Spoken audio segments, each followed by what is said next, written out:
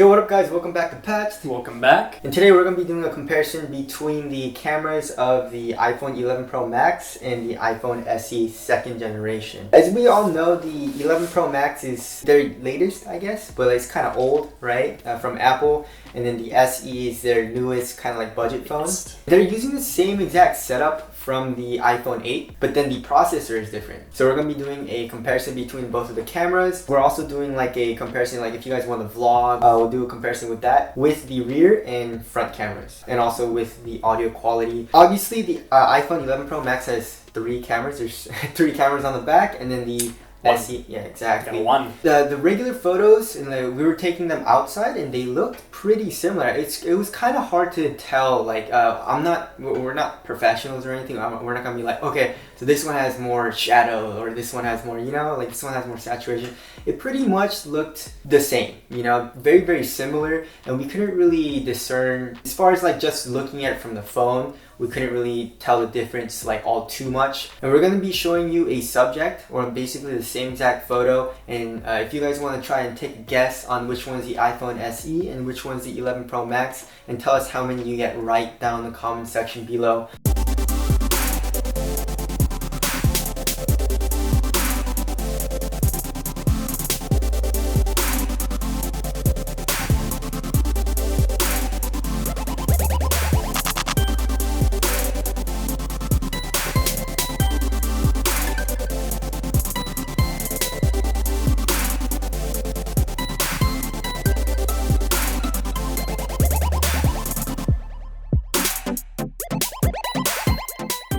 Also, another thing that kind of sucks about the SE is that when you're in portrait mode, you can only take a picture of a human being, which kind of sucks. And then also another thing is the iPhone 11 Pro, the consistent features that it will always outperform the SE second generation in low light. It's got a night mode on there, and it's phenomenal. It's a great night mode option. So if you're taking pictures in low light, the 11 Pro is obviously going to be the best option for that.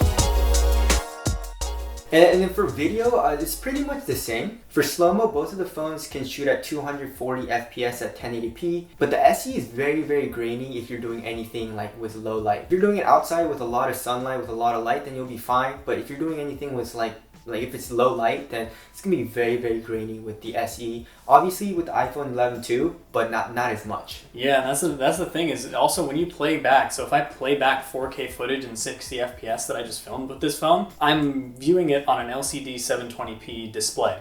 Whereas on the 11 Pro, you've got a nearly 2K OLED display that you're going to be viewing that on. So the playback's going to look a lot nicer on that screen as well. But that's just playing back on the phone, and we're going to show it to you guys. We're going to pull those clips up for you.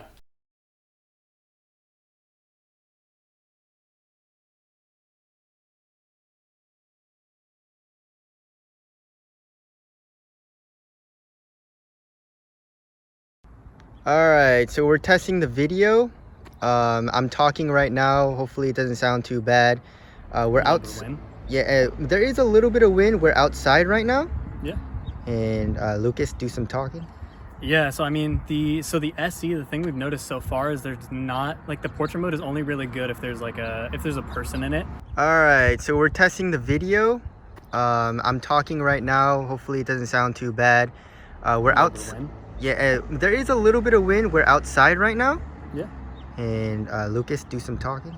Yeah, so I mean the SE, the thing we've noticed so far is there's not like the portrait mode is only really good if there's a person in it.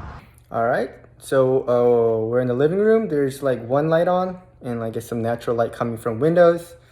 If you guys are gonna vlog or Snapchat or whatever, you guys can see what the quality is like on the SE and then the iPhone 11 Pro Max. All right, so we're in the living room. There's like one light on, and like some natural light coming from windows. If you guys are gonna vlog or Snapchat or whatever, you guys can see what the quality is like on the SE and then the iPhone 11 Pro Max. So yeah, how many did you guys get right? You know, did you pick correctly from the iPhone 11 and the iPhone SE? Tell us again down in the comment section below. But yeah, obviously there are some advantages to the camera for the 11 Pro Max, especially since there's 3 of them, right? And the sensor, I believe, is a little bit better than the SE, which is like 2-3 years old, right? Yeah. But it's still nice, you know, and you can definitely make it work.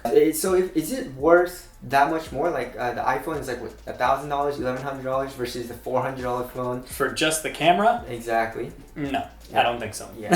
So unless you really want the best camera or whatever, then obviously you can invest in the iPhone 11. But the SE is still pretty damn nice. Yeah, the SE is phenomenal for what it is. I mean, starting at $400, you can get this guy. Mm-hmm. So it's, you know, for what it is, I like it.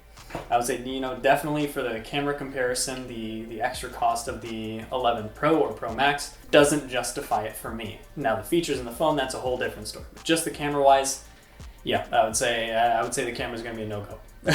Yes. So anyways, that's our comparison. But that's it. Thank you guys for watching, and we'll see you guys in the next one. See you in the next one.